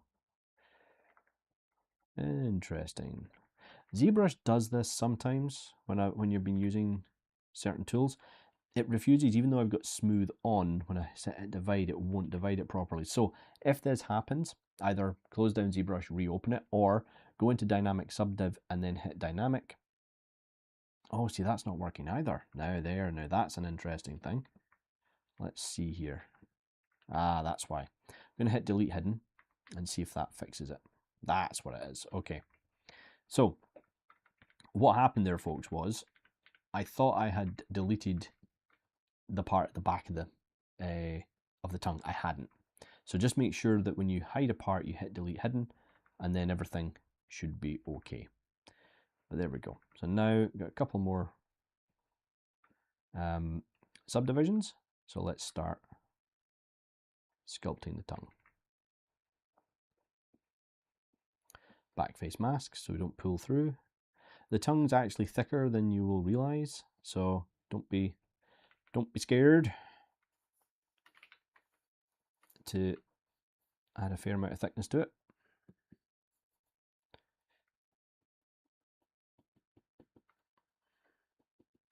There we go.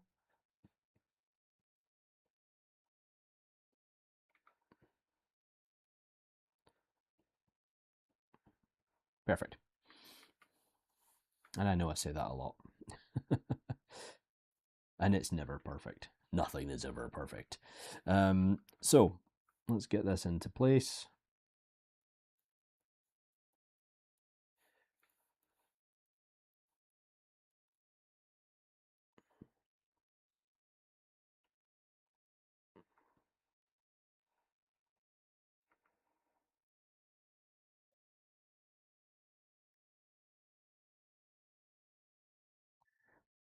They've actually went for a thinner tongue on this guy, but I'll just, there we go. Okay. So we're going to do a Z-remesh again on this. So again, control click to save that history state into Z-remesher. And let's just do adaptive, and we'll set this to 5. Make sure symmetry's on, Z-remesh. And give ZBrush a second.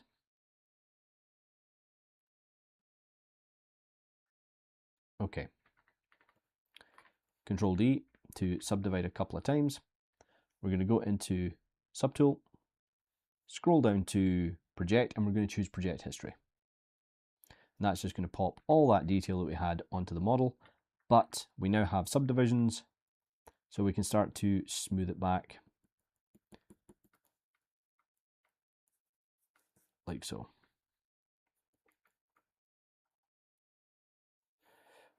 Take the trim dynamic, and now we can really start. Oh, we lost pressure sensitivity. There we go.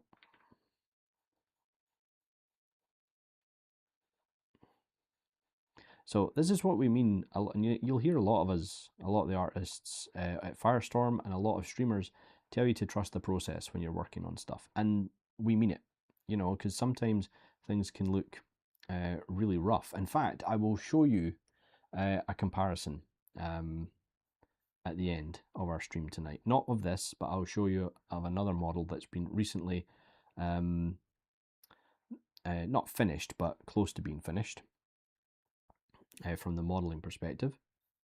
I'm just going to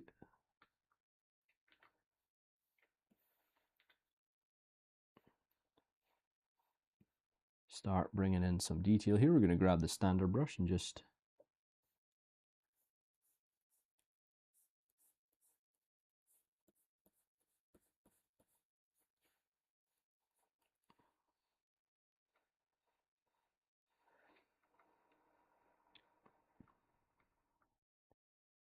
grab the move brush, and we're going to have to just tweak just adjust the tongue till it fits into the shape there.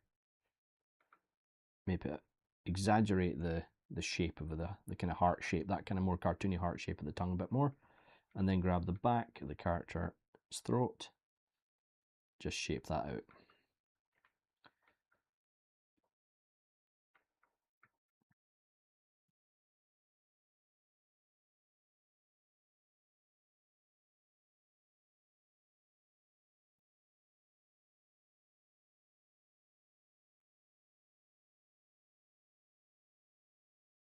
I'm just going to be quite subtle here with the front legs.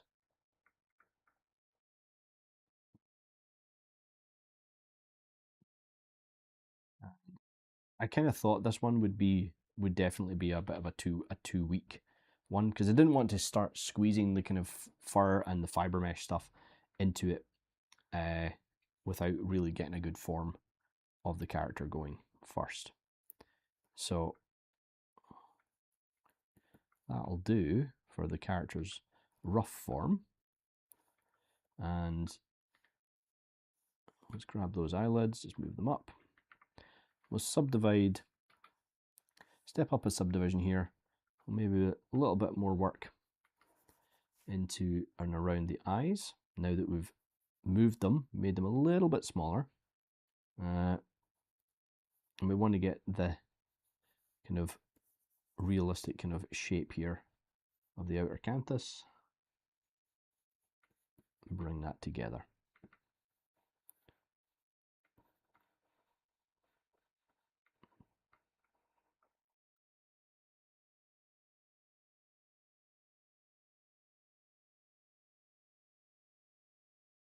Make him look thoroughly unimpressed.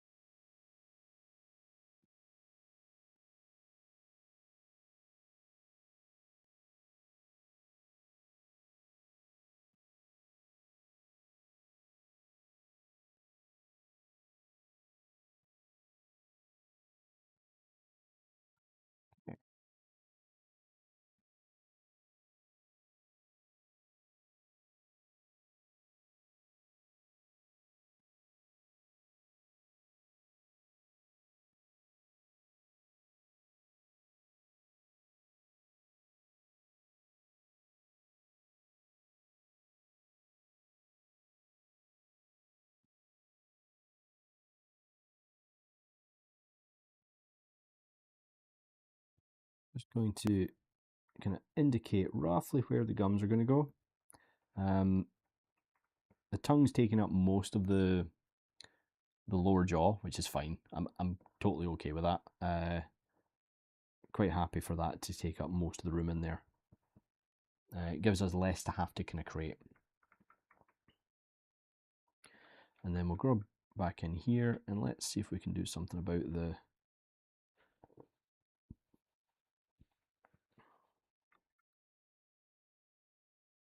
some of this Dynamesh artifacting.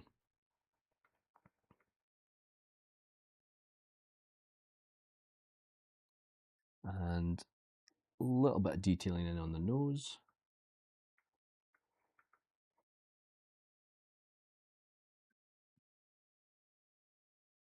So we still don't have a huge amount of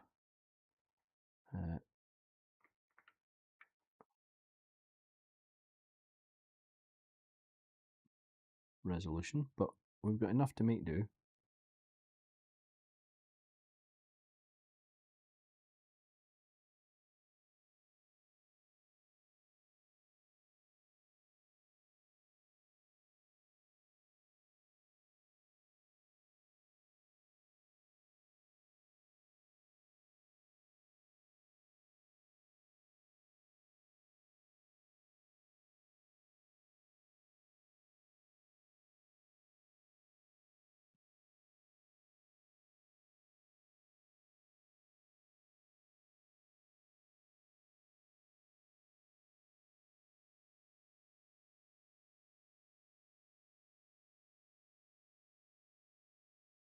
Okay, sorry folks, kind of zoning out a little bit there, just trying to kind of get that closer to what I want in my head. All right, so we're going to do a little bit of housekeeping here. Just going to make sure that everything is in the right place. I'm going to get rid of those. We don't need those anymore. We've got the feet, got the tongue, we've got fizz gig. Okay, so let's do a quick save there. A quick save.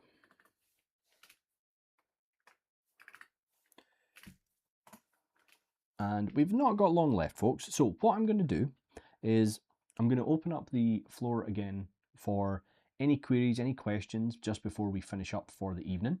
And what I want to do is I want to showcase a great example that I think is a good example of that whole trust the process, kind of stage by stage. So let me switch out of this, and I'm going to load up. I'm just going to double check that I've actually got them. Archive. Okay, so let me find the right one here.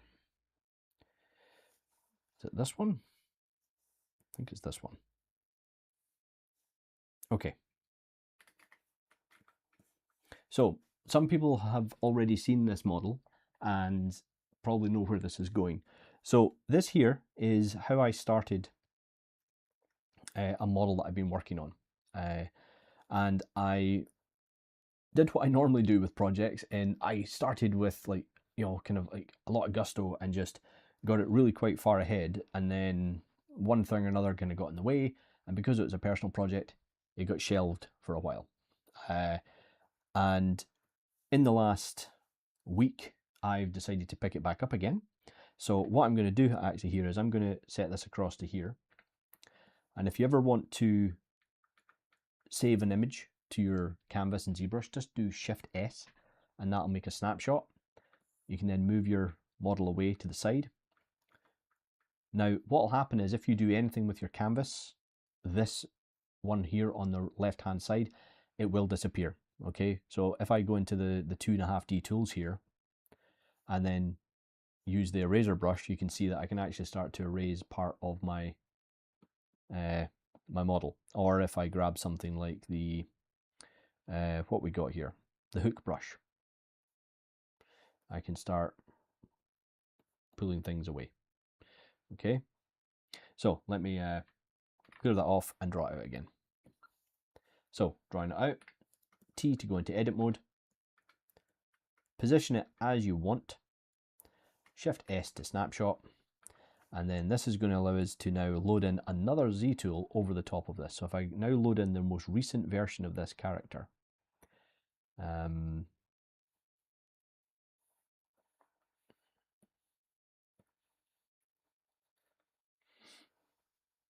going to take a bit of a time. It's a little bit heavier.